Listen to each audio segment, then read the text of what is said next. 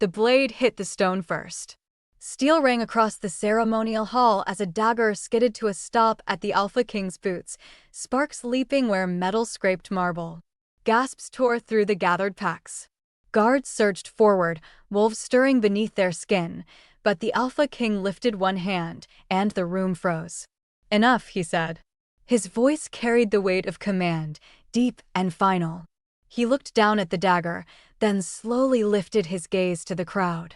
His eyes, silver-dulled by age and grief, were calm, almost bored, as if assassination attempts were nothing more than interruptions to his day.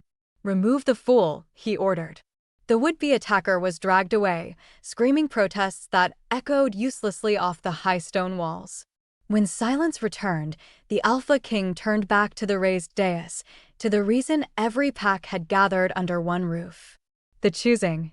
He stepped forward, boots striking stone with measured finality. The torches flared as if reacting to his presence. At over a century old, he was the longest ruling Alpha King in history, his power unquestioned, his victories legendary. Yet the longer he stood there, the more obvious it became. This was not a man standing at the beginning of anything.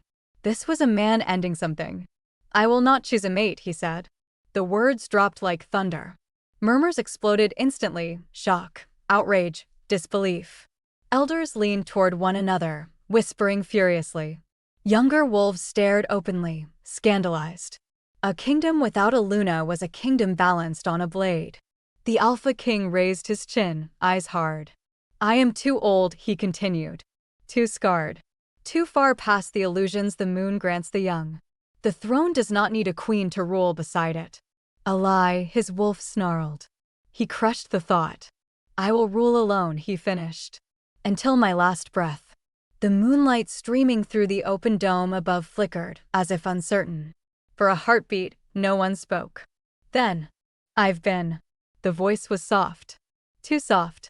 The Alpha King almost dismissed it, until it wrapped around his senses like a blade sliding between his ribs. He turned sharply. She stood at the back of the hall, half hidden between taller bodies. Plain gray dress. Head bowed. Hands clenched at her sides as if bracing against a storm. She should have been invisible. She wasn't. Her scent hit him like memory and fire. "No. Impossible."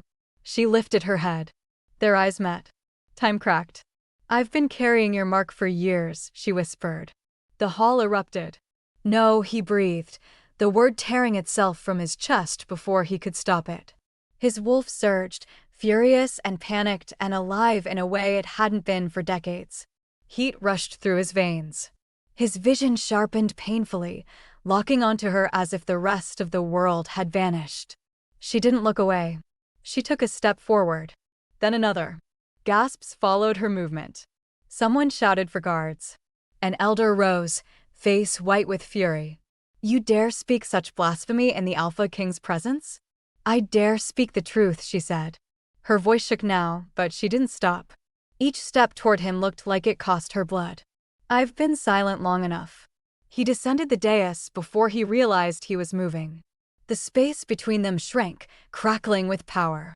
With memory. With regret. "What is your name?" he asked harshly. She swallowed. "You know my name." He did. He had spent years pretending he didn't. "Say it," he demanded. "Lyra," she said. "Lyra of the Ashen Hollow." The name hit him harder than the dagger ever could. The first time Head spoken it, she'd been bleeding in the dirt, feral eyes blazing as she fought off rogues twice her size. The bond had snapped into place the instant Head touched her. Hot. Terrifying.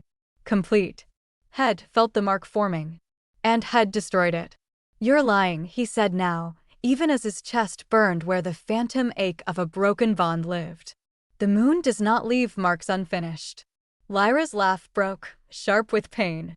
"Tell that to the scars I wake with every full moon." She shoved back her sleeve. The room went silent. Faint but unmistakable, half a sigil glimmered beneath her skin, jagged, incomplete, pulsing weakly as if struggling to breathe. A rejected mark. The Alpha King staggered.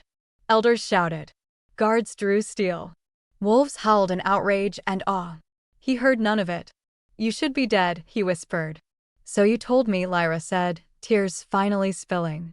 That night, you looked at me like I was nothing and told me the bond was a mistake. You said I would die if I stayed. His jaw clenched. You disappeared. I ran, she shot back. Because I believed you. The moonlight above flared violently. An elder screamed, "This is heresy." An Omega accusing the Alpha King. She is not an Omega, the Alpha King said. His voice dropped the hall into stunned silence. Lyra stared at him, breath hitching. Don't, she whispered. Don't do this now. His eyes never left her face. The moon does not mark Omegas with kings. Fear flickered across her features. You made your choice years ago. I made a sacrifice, he snapped. Her laugh this time was hollow. Funny how sacrifices always bleed alone. The truth burned his throat. Enemies had been watching back then. His court rotten with traitors. A bonded Luna would have been a target, and Lyra had been young, untrained, unprotected. He had chosen the kingdom. He had chosen wrong. A sudden scream ripped through the hall. Lyra's eyes widened. Move. Too late. The second blade flew. The Alpha King caught it barehanded, metal biting deep as he spun, dragging Lyra into his chest. Pain exploded up his arm, but his wolf roared in savage triumph. Mine. The word thundered through him. Guards swarmed. Chaos broke loose. And as Lyra clutched his blood-soaked tunic, trembling, he knew. The past was done waiting. The Alpha King didn't release her until the hall was secured. Steel clashed, guards dragged bodies away, and the doors were sealed with a thunderous boom that echoed like a verdict. Only then did he look down at Lyra properly, really look at her, not as a ghost from his past, not as a mistake head buried, but as a living, breathing woman trembling in his arms. She pulled back first. Her hands pressed against his chest, not in anger, but in restraint. Don't, she said again, voice raw. You don't get to touch me like that. His fingers curled uselessly at his sides. Blood dripped from his palm onto the marble floor, dark and slow. You could have been killed, he said. So could you, she shot back. But that didn't stop you from standing there and pretending none of this mattered. The truth of it struck deeper than the blade. He turned sharply to the elders. Clear the hall. One of them bristled. Your Majesty. Now. Power rolled off him in a crushing wave. Wolves bowed their heads instinctively.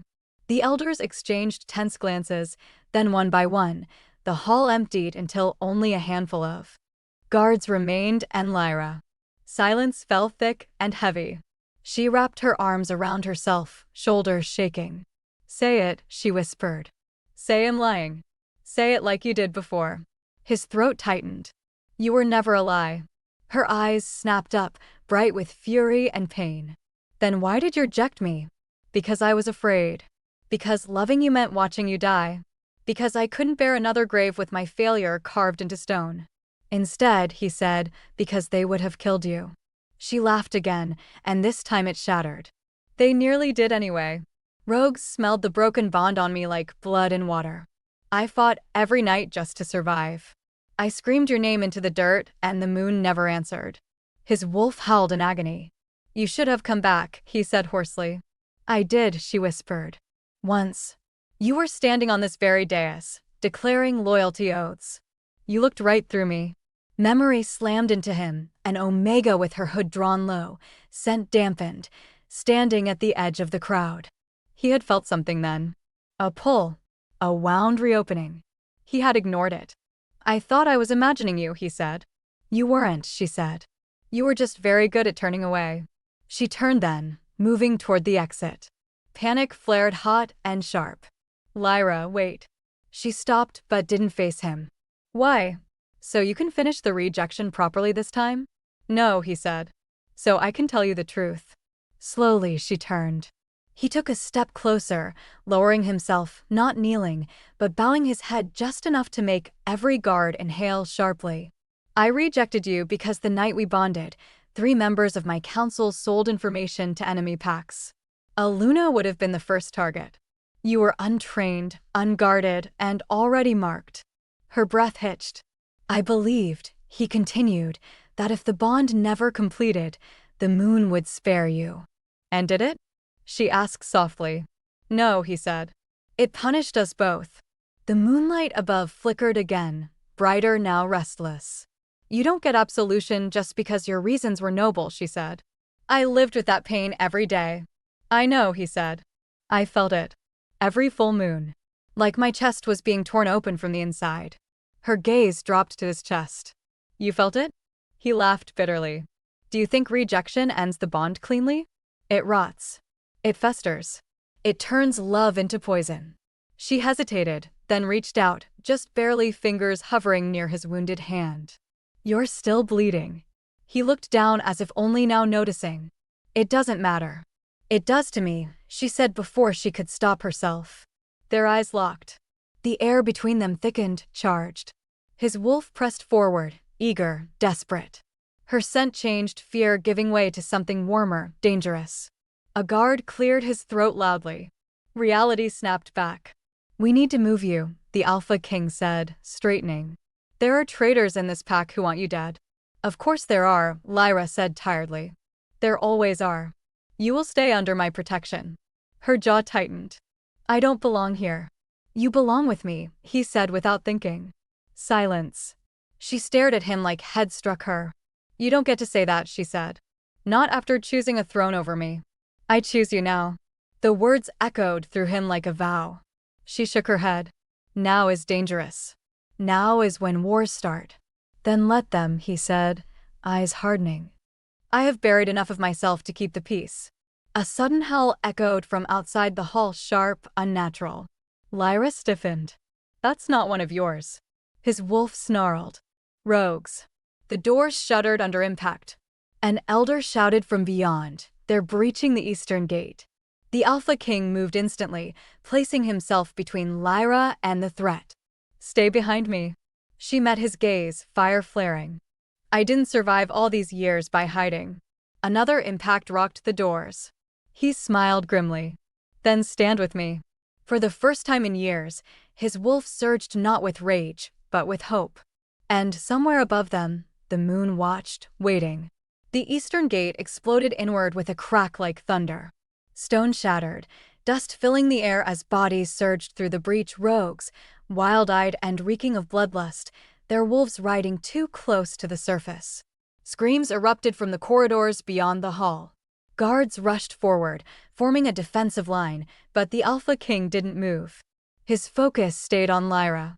Do not leave my side, he said, voice low and commanding. She lifted her chin. Then don't slow me down. A corner of his mouth twitched despite everything. The first rogue lunged. The Alpha King met him head-on, shifting mid-stride. Bones cracked, fur rippled, and in the blink of an eye, a massive silver-black wolf slammed into the attacker, crushing him into the stone. Blood sprayed. The hall filled with the sounds of battle, snarls, steel, screams cut short. Lyra moved too. She ducked under a swinging blade, grabbed a fallen spear, and drove it upward into a rogue's chest with a feral cry that echoed through the chaos. Power surged through her veins, hotter than fear, sharper than pain. The broken mark on her arm burned, glowing faintly as if answering something ancient. Him. You fight like an alpha, someone shouted. She didn't answer. Another rogue came at her from behind. The Alpha King felt it before he saw it. Lyra. He tore across the floor, ripping the attacker away from her in a blur of teeth and fury. When it was over, he stood over her, chest heaving, muzzle stained red. Are you hurt? He demanded. She stared up at him, eyes blazing. I'm still standing. Something inside him cracked open at the sight of her, strong, defiant, alive. His wolf circled hers, restless, yearning. The rogues began to retreat, their confidence shattered by the Alpha King's unleashed wrath. One by one, they fled back through the broken gate, leaving bodies and blood behind. Silence crept in slowly, broken only by ragged breathing. Lyra wiped blood from her cheek with the back of her hand. They weren't here just to kill, she said. They were searching. For you, he replied grimly. For the bond, she corrected. Word travels fast when the moon stirs. He shifted back, human once more, and shrugged off his cloak, draping it over her shoulders despite her stiff protest. Then we leave. Tonight. Her eyes widened. Leave the capital? I won't risk you here, he said. Not while traitors sit on my council. She hesitated. Running won't stop what's coming. No, he agreed. But it will buy us time. They moved through hidden corridors beneath the palace, torchlight flickering against ancient stone. The deeper they went, the heavier the air felt, thick with old magic and older memories. This place, Lyra murmured, fingers brushing the walls. It hums. The moon vault, he said. Built before my reign. Before any living alpha. They reached a circular chamber carved with symbols that glowed faintly as Lyra stepped inside. The broken mark on her arm flared painfully, forcing a gasp from her lips. He caught her instantly. What's happening? She pressed a hand to her forearm, teeth clenched. The bond. It's reacting. The moonlight poured in through a narrow opening above, bathing them in silver. The symbols ignited fully, casting shadows that danced like spirits. A voice filled the chamber. Not loud, not soft, ancient. When the rejected mate returns, it intoned, the king must choose. Lyra stiffened. That prophecy. He went still. You know it. It was whispered among the low packs, she said. A warning. A promise. No one thought it was real. The voice continued. Choose the throne and lose her forever. Choose the mate and the kingdom will burn. Silence followed, heavy and suffocating. Lyra pulled away from him slowly. You see? This is why you shouldn't have said my name aloud. Why you shouldn't have claimed me. I haven't claimed you, he said quietly. She looked at him then, really looked at him, and something in her expression broke. You already have. Every enemy knows it now. He stepped closer. Then let them know something else. What? She asked. That I won't reject you again. Her breath caught. You can't promise that. Not when everything is at stake. I already lost everything once, he said. I won't do it again. The moonlight intensified, pouring down until it was almost blinding. Lyra cried out, collapsing to her knees as pain tore through her arm. The broken mark blazed white-hot, spreading, reshaping. He dropped beside her instantly. Lyra, look at me. Stay with me. I can't, she gasped, fingers clawing into his tunic. It hurts. I know, he whispered, pressing his forehead to hers. Let me carry it with you. Her eyes flew open. You can't. I can, he growled. Ymir Alpha. Power surged between them, wild and untamed. The mark flared brighter, completing another line, another curve. Not whole, but healing. She sobbed, the sound tearing from her chest. I was so alone. He wrapped his arms around her, holding her as if she were the only thing anchoring him to the world. Never again. Outside the vault, alarms began to ring deep, ancient bells signaling more than attack. War. Lyra pulled back, fear and resolve warring in her eyes. If you choose me fully, they will come for blood.